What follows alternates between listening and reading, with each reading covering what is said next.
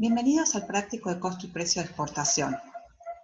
Este práctico está preparado para que lo puedan realizar de manera autónoma. Para eso en el aula virtual van a encontrar 2 videos explicativos, las notas de cátedra y una serie de archivos Excel con la resolución de los ejercicios. Vamos a comenzar a compartir la presentación.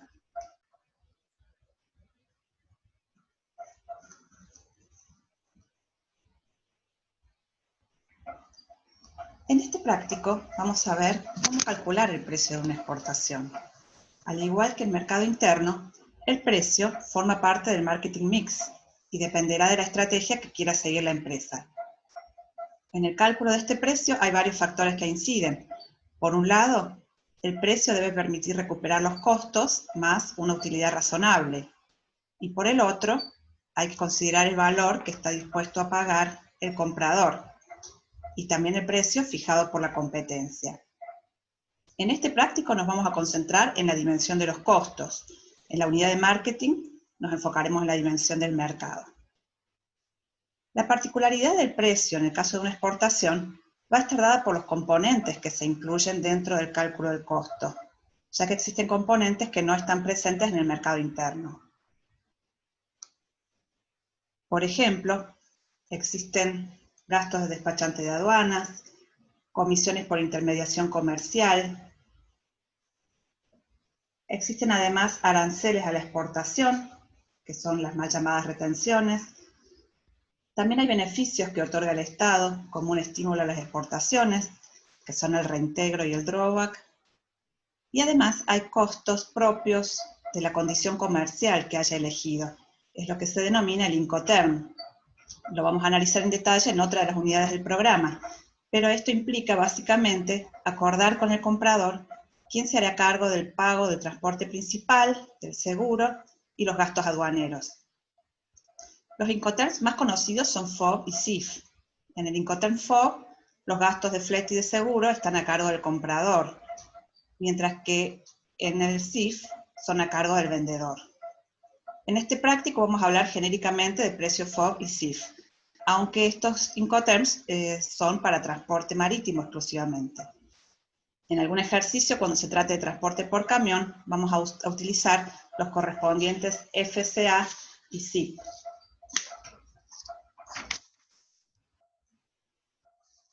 Para realizar el cálculo del precio FOB, lo primero que se hace es confeccionar una planilla en la que se van consignando todos los elementos que conforman el costo, agrupados en 5 bloques. El primer bloque son los costos de producción. Y aquí nos vamos a detener un momento para repasar algunos conceptos que nos van a ser de utilidad para los ejercicios. En primer lugar, tenemos la distinción entre costos variables, que son aquellos que varían de manera proporcional a la cantidad de unidades producidas, como los insumos, los envases y la mano de obra directa, y los costos fijos, que no varían de manera proporcional al volumen de producción, como son los alquileres, los servicios, la mano de obra indirecta, como por ejemplo el sueldo del ingeniero de calidad. El precio de venta del producto tiene que alcanzar a cubrir tanto los costos fijos como los variables, y para eso lo que hacemos habitualmente es dividir los costos fijos por el total de unidades producidas en un periodo de tiempo, generalmente mensual. De esta forma asignamos esta proporción de costo fijo a cada una de las unidades de producto, además de los costos variables correspondientes.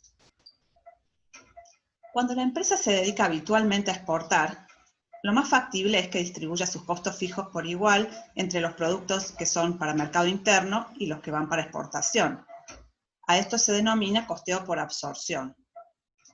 Pero cuando las exportaciones son ocasionales, este sistema puede ser poco práctico, porque el periodo en que tenga una exportación me va a cambiar el costeo de la producción para mercado interno. En esos casos, es más habitual utilizar el costeo marginal, que implica asignar todos los costos fijos a las unidades que son para mercado interno, y a las unidades de exportación le asigno solo sus costos variables.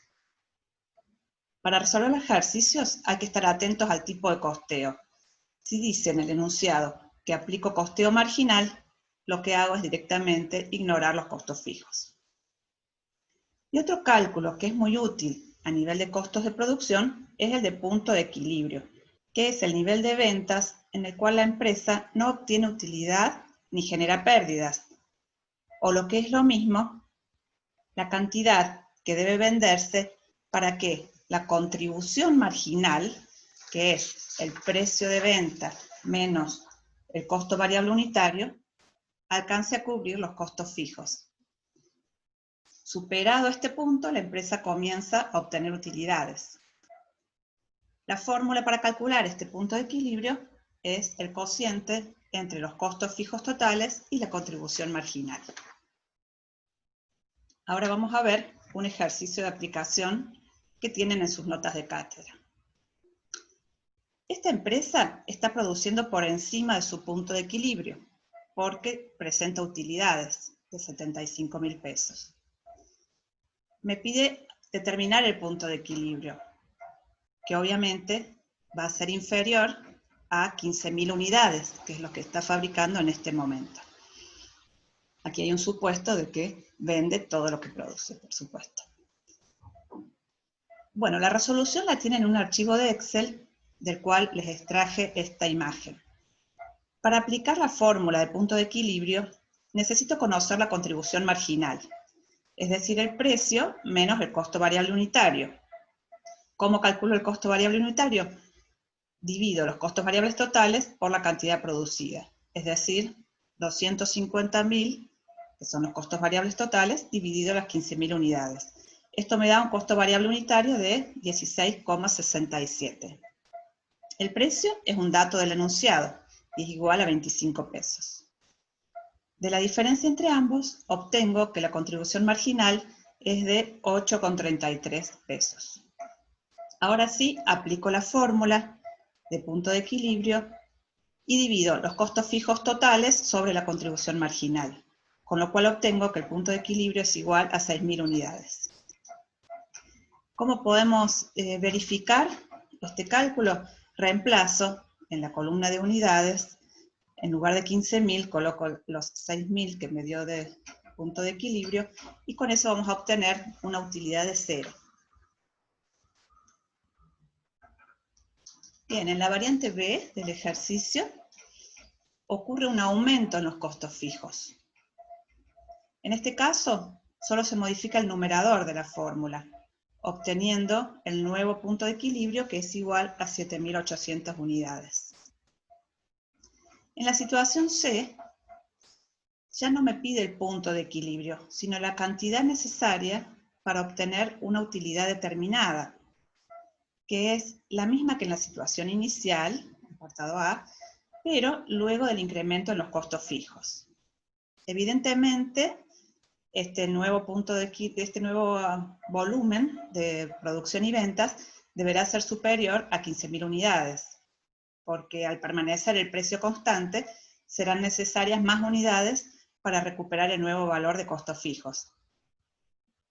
Para resolver este planteo, también puedo recurrir a la fórmula del punto de equilibrio, adicionando el valor de la utilidad al de los costos fijos, ya que la utilidad pasa a ser un componente más que debe ser cubierto con la contribución marginal. De esta forma, obtengo que si deseo mantener el precio en 25 y por lo tanto la contribución marginal en 8,33, necesitaré vender 16.800 unidades para recuperar los costos fijos de 65.000 más la utilidad de 75.000. Bien, el segundo componente de la planilla de cálculo de costo y precio son los gastos de exportación. Sería el segundo bloque de componentes a considerar. Estos gastos pueden estar expresados como una suma fija, como por ejemplo el alquiler de un contenedor, una cierta cantidad de cajas o pallets, o bien como un porcentaje del precio que estoy calculando. Por ejemplo, los derechos de exportación, las comisiones bancarias, las comisiones por intermediación comercial, los honorarios del despachante. Fíjense que esta distinción, de la manera en que están calculados los gastos, es muy importante para el tratamiento de este componente dentro de la fórmula. El tercer bloque de componentes son los gastos de administración y comercialización. Este es el más sencillo porque siempre serán una suma fija. Aquí se incluyen, por ejemplo, los gastos de investigación de mercados, envíos de muestras, promoción en el exterior, participación en una feria, etc. El cuarto bloque son los beneficios a la exportación, que pueden ser de dos tipos, reintegros o drawback. El reintegro es un porcentaje del FOB y el drawback es una suma fija. Cuando lleguemos a la unidad de exportaciones van a ver bien qué significa cada uno. Por ahora les alcanza con saber que el drawback aplica solamente cuando hay insumos importados y ambos pueden coexistir. Fíjense que estos componentes, por tratarse de un beneficio, van a ir con el signo contrario a todos los demás. Debo tenerlos en cuenta para asegurarme de no estar fijando un precio demasiado alto, con el cual pueda estar quedando fuera de mercado. Y por último, el bloque de la utilidad, que puede venir expresada como porcentaje del FOB o bien como suma fija. No de las dos formas, una de las dos. Por lo menos en los ejercicios que vamos a ver. A su vez, voy a tener que considerar el efecto del impuesto a las ganancias sobre dicha utilidad. Este componente de utilidad va a tener el mismo signo que los costos, porque es un componente que debe cubrirse con el precio de venta. Es distinto al caso de los beneficios. Que los beneficios se descuentan del precio porque son ingresos que vienen desde afuera, del Estado. Bien, con todos los datos de esta planilla, obtengo la fórmula básica del FOB. Le llamamos FOB básico porque más adelante vamos a ver que algunos de estos componentes tienen un tratamiento especial. Es una distinción didáctica para darnos cuenta de qué fórmula estamos analizando. Bien, la fórmula entonces surge de consignar todos los componentes de la planilla, la suma algebraica de todos los elementos que hemos visto anteriormente. El término costos totales, CT, surge de sumar todos los componentes que están expresados como una suma fija de los 5 bloques que hemos visto.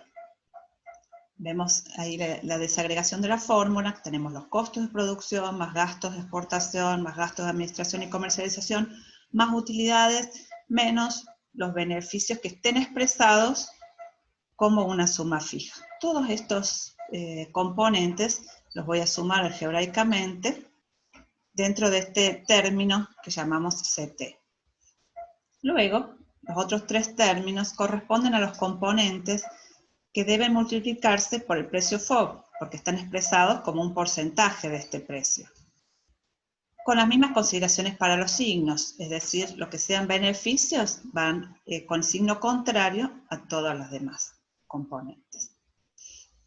Bien, realizando algunos pasos algebraicos, sacando factor común FOB, que es lo que queremos despejar, obtenemos la fórmula que vamos a utilizar en los ejercicios.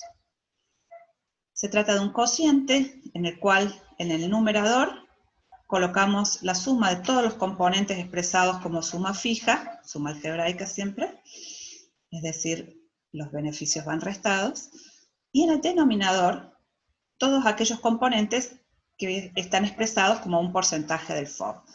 Pero aquí presten atención a los signos, porque por las operaciones algebraicas que hicimos para despejar el precio FOB, los componentes del denominador nos quedaron con el signo contrario que tenían inicialmente. Esto lo pueden comprobar fácilmente realizándolo ustedes mismos. Bien, esta es entonces nuestra fórmula básica del FOB que vamos a aplicar en el primer ejercicio. En este caso, es una empresa dedicada a la fabricación de leche en polvo que desea realizar su primera exportación y debe determinar el precio FOB de un contenedor de leche en polvo envasada con destino a Ecuador. Lo primero que quiero hacerles notar, por eso está con otro color, es que a diferencia de los ejercicios de punto de equilibrio, aquí las cantidades están fijas, porque estamos cotizando un contenedor. Y lo que debemos calcular es el precio, que nos alcance a cubrir todos los costos, más la utilidad, menos los beneficios. Otro aspecto a tener en cuenta antes de aplicar la fórmula es que aquellas cantidades que sean una suma fija estén expresadas todas para la misma cantidad de producto. porque podría existir algún costo unitario, como el de los envases, y otros que corresponden al lote completo, como por ejemplo el alquiler de un contenedor que está incluido dentro de los gastos de fabricación. Bien, aquí entonces tenemos ya los datos ubicados en dos columnas.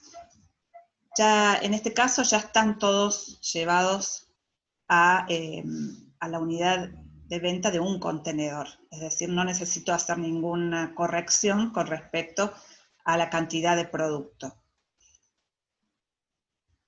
En la primera columna hemos colocado todos aquellos datos que son una suma fija y en la segunda columna todos aquellos que son un porcentaje del FOB. Fíjense que el reintegro, que es del 6%, está con el signo contrario.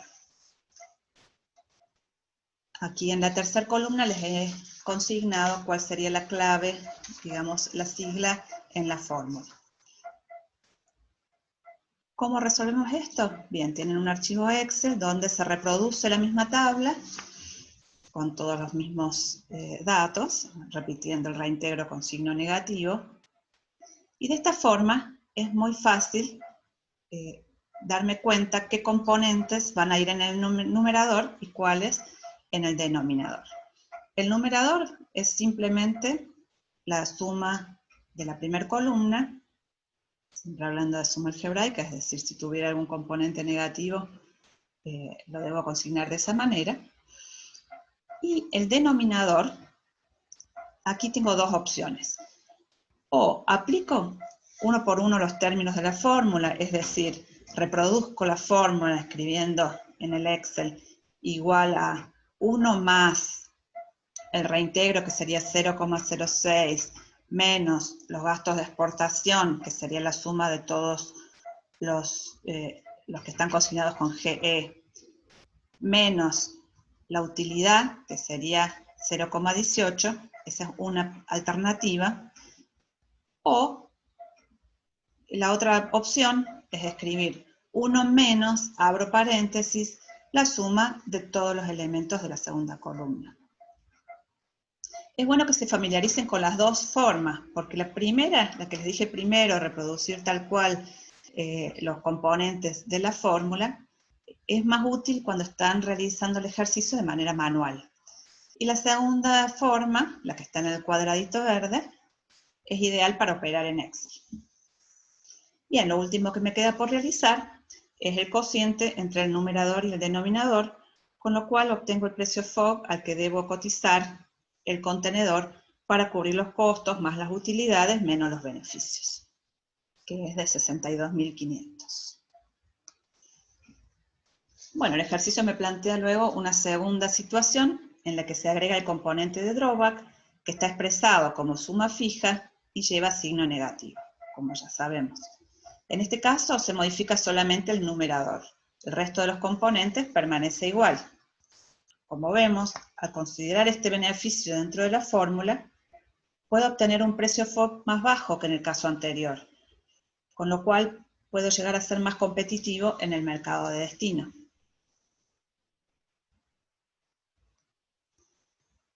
Y por último, en la tercera situación planteada, se sustituye la utilidad que está planteada en forma de porcentaje por una utilidad que es una suma fija de 10.000 pesos.